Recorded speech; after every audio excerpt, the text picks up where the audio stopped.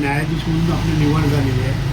काय सांगाल, कसं वाटतं जे एवढं मोठं पद आपल्याला मिळालं त्याबद्दल काय वाटतं, कसं काय म्हणजे तुम्हाला जो आनंद झाला तो तुम्ही कसा इतरांना सांगाल, किंवा जे तुमच्या वयाची जी मुलं आहेत मुली आहेत त्यांना तुम्ही काय सांगाल, काय मार्गदर्शन कराल थोडं सांगा. पहिल्यांदा तर मला माझ्या आईवडिलांचे आभार मानावे वाटतात, कारण का त्यांच्याशिवाय तिथे येणं पोचणं कठीण होतं. प्रत्येक वाटेवर त्यांनी माझी साथ दिली म्हणून आज मी इथे आहे. आणि जेव्हा ते लिस्टमध्ये नाव बघितलं ना, आज आईवडिलांच्या डोळ्यातले अश्रू त्याला ह्या जगातलं कुठलं सुख कम्पेअर करू शकत नाही.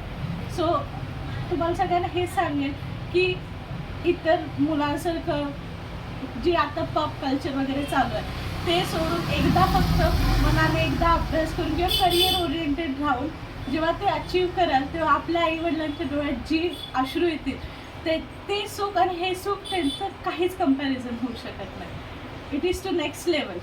So that's give satisfaction more than pleasure. आत्ताचा जो सोशल मीडिया आहे त्याच्यापासून तुम्ही नक्कीच लांब असणार एवढं मात्र नक्की.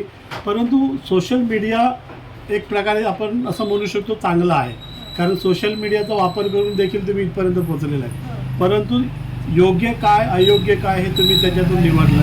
पण आत्ताचं सध्याचं जो सोशल मीडिया आहे त्यामधून मुलामुलीने काय बोध घ्यावा असं वाटतं तुम्हाला? सर, प्रत्येक गोष्टीचे तोटे आणि फायदे दोन्ही असतात. आपण कसं यूज करतोय त्यावर आहे सर. सो मोबाईलचा वापर मी सोशल मीडियाच्या कुठल्याही इंस्टाग्राम किंवा जे मेसेजिंग ॲप असतात त्याच्यावर अजून तरी नाही, लहानपणापासूनच नव्हते.